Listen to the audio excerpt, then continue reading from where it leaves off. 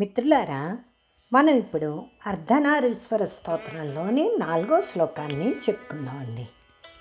శ్లోకాన్ని చదువుతాను, వినండి. విశాల నీలోత్పలలోచనాయే వికాసి పంకేరుహలోచనాయ సమేక్షణాయై విషమేక్షణాయ నమః శివాయై చ నమః శివాయ. అయితే ఇక్కడండి అమ్మ కళ్ళు ఎలా ఉన్నాయి అంటున్నారు. విశాలంగా నల్ల కలువల్లా ఉన్నాయిటండి. మనం నల్ల కలువల్ని హిందీలో నీలోత్పర్ అంటారండి. అయితే జాగ్రత్తగా అబ్జర్వ్ చేస్తే ఆ నల్ల కలువల్లో 3 లక్షణాలని మనం గమనించవచ్చు. ఏమిటి ఆ 3 లక్షణాలు అంటే, ఒకటి నల్ల రంగు అంటే డార్క్ పర్పుల్ షేడ్ ఉంటుందన్నమాట. రెండవది తెల్ల రంగు, మూడవది చల్లదనం.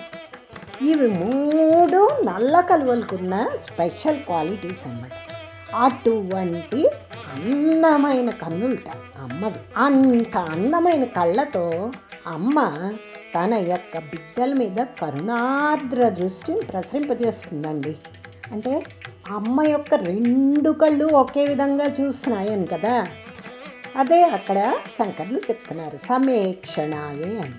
అయితే అయ్య యొక్క కళ్ళు ఎలా ఉన్నాయిట, ఎర్రటి తామర పువ్వుల్లా ఉన్నాయిటండి. అయితే అతని కళ్ళేంట విషమేక్షణాయే అన్నారు. ఇప్పుడు అమ్మ కళ్ళు సమీక్షణాయే అంటే అమ్మ 2 కళ్ళు ఒకే విధంగా చూస్తాయి అని అర్థం అండి. ఎప్పుడైతే 2 కళ్ళు కానీ 2 దిక్కుల్లో చూసేవి అనుకోండి, అవి మెల్లకళ్ళు అంటారు కదండి. అమ్మమ్మ మెల్లకళ్ళ అండి కాదు, 2 కళ్ళు ఒకే చోట చూడాలి అన్నది చూస్తేనే అది అందానికి చిహ్నం అండి. సో అమ్మ కళ్ళు మరి అందమైన కళ్ళు కదా. అయితే అయ్యవారి కళ్ళు ఏంటంటే విషమేక్షణాయే అన్నారు. ఎందుకు? అయ్యకు అసలు ముందు ఉన్నవి ఎన్ని కళ్ళు? 3 కళ్ళు. అమ్మవి 2 కళ్ళు, కానీ అయ్యవి మాత్రం 3 కళ్ళండి.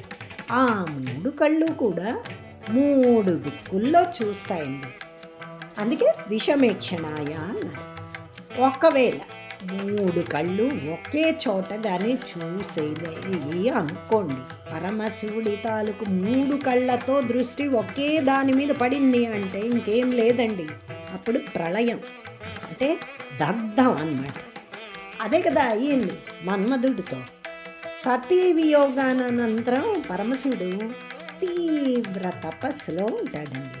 అప్పుడు హిమవంతుడి యొక్క పుత్రిక అయిన పార్వతి నిత్యం అతనికి కావలసిన సపర్యలు చేస్తూ ఉంటుంది. అంతలా పువ్వులు తెచ్చి కావలసిన సపర్యలన్నీ చేస్తూ ఉన్నా సరే పరమశివుడు అస్సలు పట్టించుకోకుండా తనలో తను నిమగ్నమై యోగంలో ఉంటాడండి.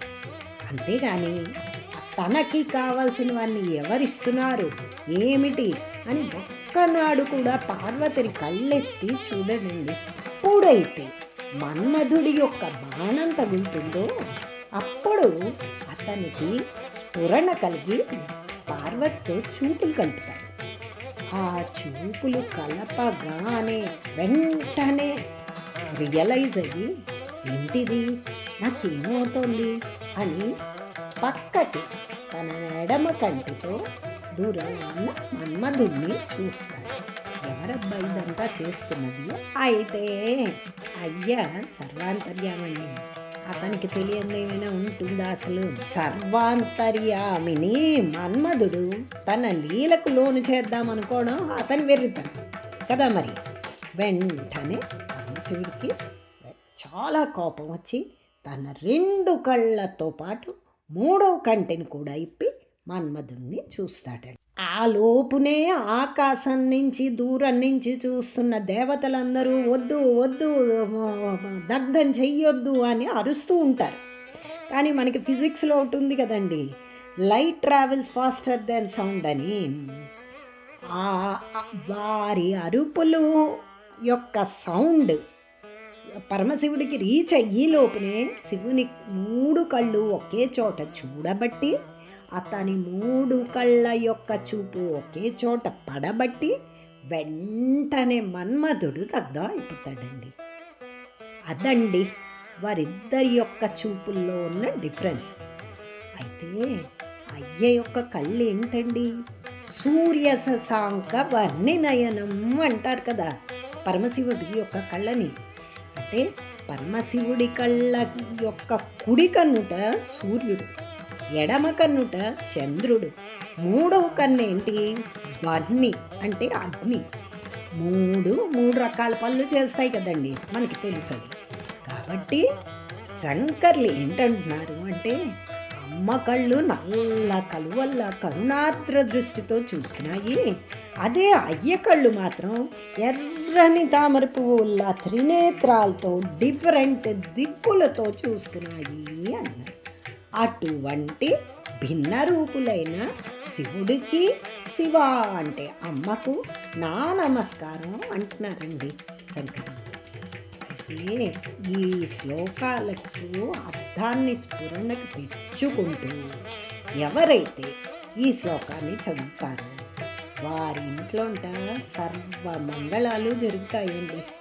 ఇంకా భార్యాభర్తల మధ్య అన్యోన్యత కూడా చాలా చక్కగా చేకూరుతుంది.